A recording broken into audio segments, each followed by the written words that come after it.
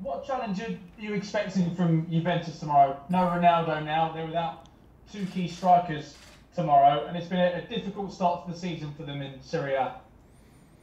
Yeah, but they are so experienced, and it's such a big club with so much experience in Champions League. They will enjoy the different competition. So yes, you are right. They had some troubles in the start, a bit of a rough start according to their results in Serie A, but they were very convincing in Champions League. And you never know if sometimes players are missing. It's also the same for us.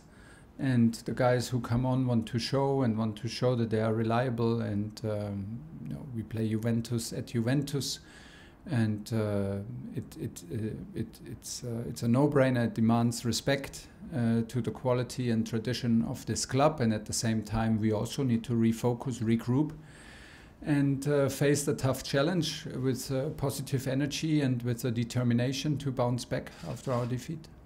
Nick Pure.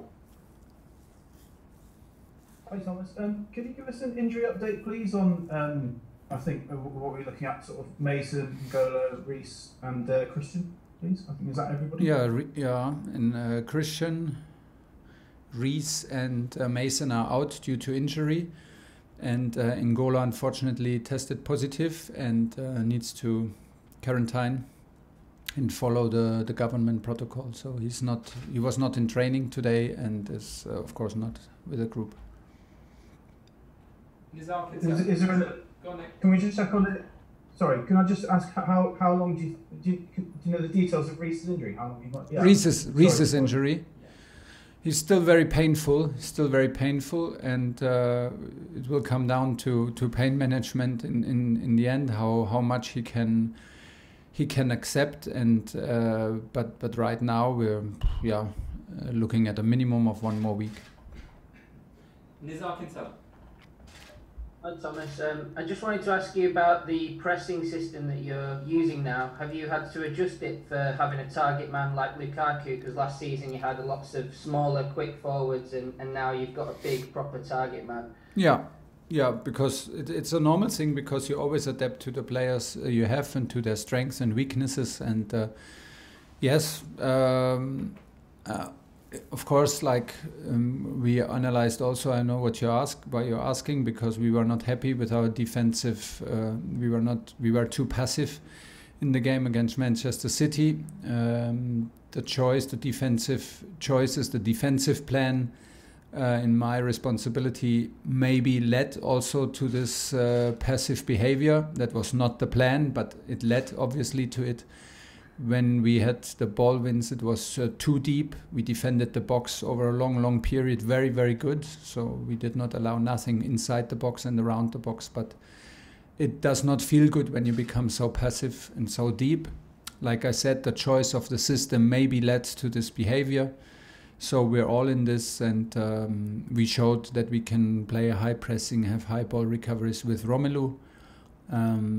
It's a very complex game. We have to be better in all spaces of the game. The best way to defend is having the ball and use the moments of the of the ball losses better for counter pressing. This is what City did excellent on this match. They clearly had a very, very strong performance, and we underperformed. They made us also underperformed, and there's enough room to bounce back, and then it's necessary to show. But you're right, we adapt to our players, and that includes Romelu. Fred Caldeira. Hi, Thomas. Do you think that the combination of the last transfer window and perhaps people paying more attention to Chelsea now after the title last season makes this Champions League even harder? Yes, maybe the expectation, it's hard to be seen as an underdog when you just won the title. But I think we came from a role as not as the favorites in last season, and we got better with every match, and we grew in confidence and got better with every match, and maybe we were seen like as real contenders very late in the competition. That can sometimes help. Now it is of course easy to make us the favorites. We have the experience that it gets a higher value to play against us. It is a higher motivation to play against us, and we have to accept this because it's our fault.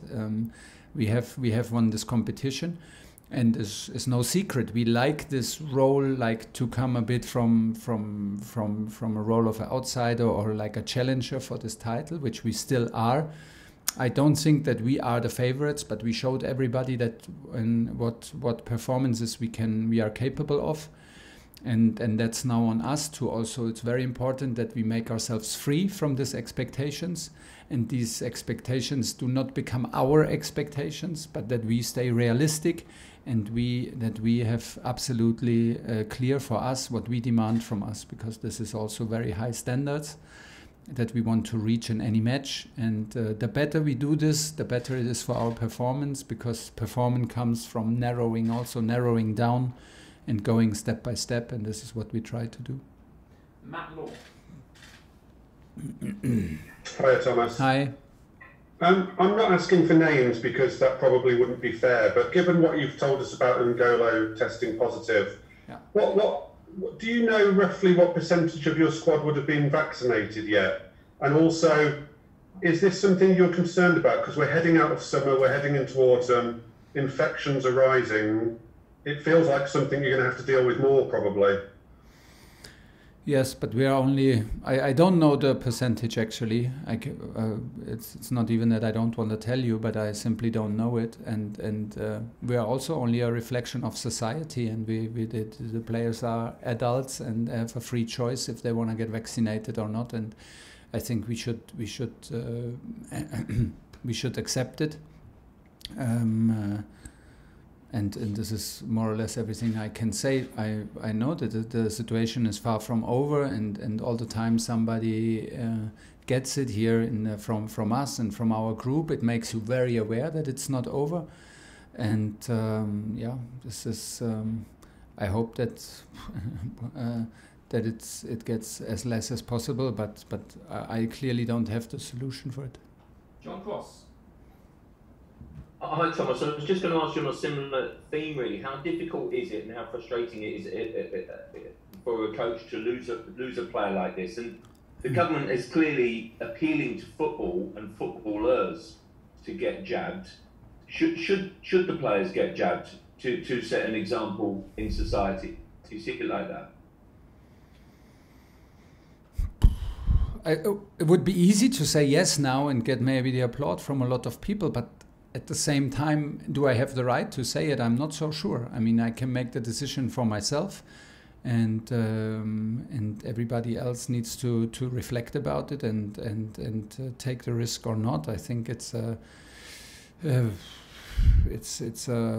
serious question, and vaccination seems to be a proper protection. I am vaccinated, like I said. I took the decision for myself, but I don't really see myself in the position to speak out. What is the word for it? Proper recommendations. I think that would go too far. I'm a football coach. I'm not a 100% expert in this, and I would leave it up to them. And then the second point is everybody is adult enough, and everybody is. We live in a free country and a free society, which is a good thing. And so people can take their choices. And of course we take actions, and then we are responsible for it. And we don't like to lose players, but we are not now. We are not angry on N'Golo. I mean, by far not. I'm concerned about him and worried about him, like I'm worried about my injured players who receive a kick in the game. And now we will stay in close touch and take care about them and bring them back as soon as possible. But of course, we'd love to have a full squad and full choice. Last two, Carvey and then Tom Body to finish. Carvey. Hi, Thomas, I just wanted to ask you, how do you think Juventus have changed since Cristiano Ronaldo has left?